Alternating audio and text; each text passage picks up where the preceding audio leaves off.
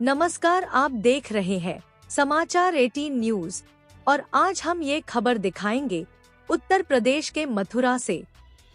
श्रावण मास में श्रीमद् भागवत कथा सुनने से भक्तों को पुण्य लाभ होता है। छाता के गांव गोहारी के मंदिर पर कलश यात्रा के साथ शुरू हुई श्रीमद् भागवत कथा। मथुरा जिले की तहसील छाता गांव गोहारी स्थित मंदिर पर सोमवार से श्रीमद् भागवत कथा कलश यात्रा के साथ शुरू हुई।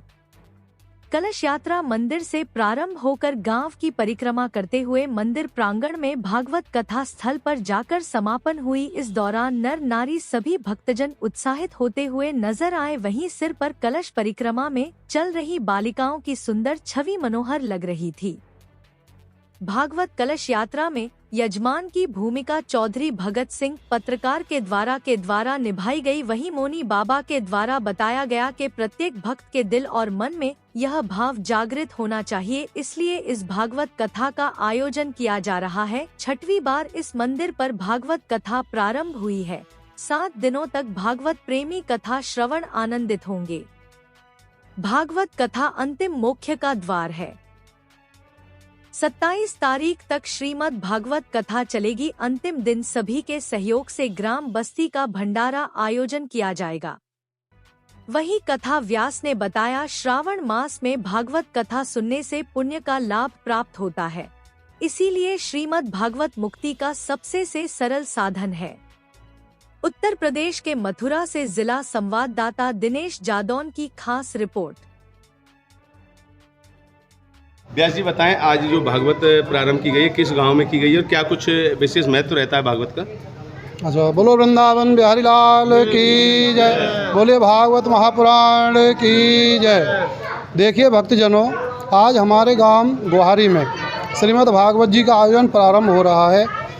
श्रावण मास में कथा सुनने से ज़्यादा पुण्य लाभ सभी भक्तों को प्राप्त होता है, इसीलिए श्रीमद् भागवत जी मुक्ति का सबसे सरल साधन है। इसे भाव से श्रद्धा से श्रवण करना चाहिए, जिससे सभी हमारे भक्तों को पुण्य लाभ मिल सके। और हमारे मौनी महाराज जी और हमारे बड़े मंदिर वाले महेंद्र जी महाराज के सानिध्य में गोहारी में श्रीमद् भागवत जी का आयोजन जो प्रारंभ हो रहा है, आप सभी भक्तजनों से साग्रह अनुरोध है, आप ज़्यादा से ज़्यादा संख्या में श्रवण करके लाभ उठावें। जय श्री राधे। किस तारीख से भागवत प्रारंभ है, किस तारीख को समापन होगी? भागवत जी का आयोजन 21 तारीख सोमवार से 27 तारीख तक आयोजन होगा। 28 तारीख को श्रीमद् भागवत जी का पूर्ण आहुति होगी, उसमें आप सभी पधारें। जय श्री राधे, जय श्री श्याम।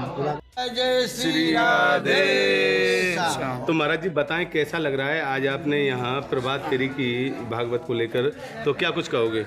नगर वासियों का अच्छा सहयोग रहा, जो हमारे नगर की परिक्रमा लगाए और लोगों में बहुत हर्षोल्लास के साथ में बस्ती का परिक्रमा लगा, श्रीमद् भागवत का परिक्रमा लगा।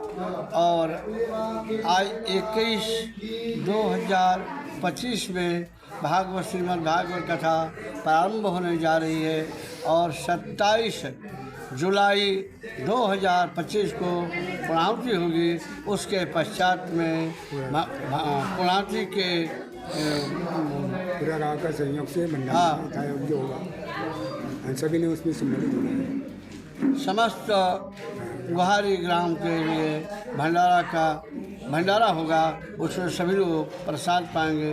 जय जय श्री राधे श्याम। जय श्री। महाराज जी बताएं, जो भागवत प्रारंभ की है, कैसे आपके मन में विचार आया, क्या कुछ कहोगे भागवत का? इस भागवत का प्रारंभ में तो पहले ही 5 बार हो चुका है, ये 6ठी बार की कथा शुरू है। कथा करने का ये है कि भगत के अंदर प्रेम, जिज्ञासा और भक्तिभाव जागृत हो जाए, बढ़े। इसके माध्यम से भागवत का और शास्त्र का अभ्यास के माध्यम से, उपदेश के माध्यम से किया जाता है। सभी ने अपना जीवन साफल्य करने के लिए हम क्या करें और क्या ना करें, इसका उपदेश से प्रारंभ है। और वो प्रारंभ समझ में आया तो अपना चरित्र और आगे की घोड़दौड़ यथा योग्य सूटेबल होने वाली है। तो प्रथम कर संत कर संगा, इसके लिए संतों का सानिध्य है ना। योगायोग एक केमारी में और एक गोहारी गांव में संतों का तो विचार है ही है। तो यहाँ भी पहले श्री कृष्ण भगवान गौ चराने आते थे, उनकी गौ यहाँ रुक गई, तो यहाँ हार गई, तो वो गौ यहाँ रुक गई, तो इसे यहाँ गांव का नाम गुहारी बन गया। दूसरी बात ऐसे है, भागवत कथा का माध्यम सुखदेव जी ने शुरू किया है और सुखदेव जी के माध्यम से आज तक चल रहा है। तो भागवत ये अपना अंतिम मोक्ष का द्वार है। अंतिम मोक्ष का यथा योग्य सानिध्य में बैठने के उठने से हम अंतिम क्रिया में भी भगवान का नाम से मुक्ति प्राप्त कर सकते हैं। ये मुख्य भागवत का उद्देश्य है। इसलिए परीक्षित को पहले ही पूछा था हमें क्या करना है, तो व्यास जी ने बोला बस इतना ही करना है। परीक्षित बन के तुम्हारा मुक्ति तुम चाहते हैं तो 7 दिनों के अंदर मुक्ति तुम्हारी शाश्वत है, लेकिन यथा योग्य श्रवण कीर्तन आसन भाषण अनुशासन में उसका विनियोग करे, यानी यथा योग्य उसमें फलाहार करे, अल्प निद्रा ले और घर में से अलग रह के वो कार्य करे तो सूटेबल रहेगा। और सबके लिए यही प्रेरणा है। तो भागवत जब समापन होगी महाराज जी, भागवत समापन होने के बाद भंडारा क्या कुछ विशेष रखा? भागवत का समारंभ हमने तो पूरा ग्राम गुहारी से माध्यम से किया है और पूरा ग्राम गुहारी के माध्यम से ही यथा योग्य भंडारा सब गांव के लिए और आसपास के लोगों के भी रहेगा, इसमें कोई चिंता नहीं। जैसे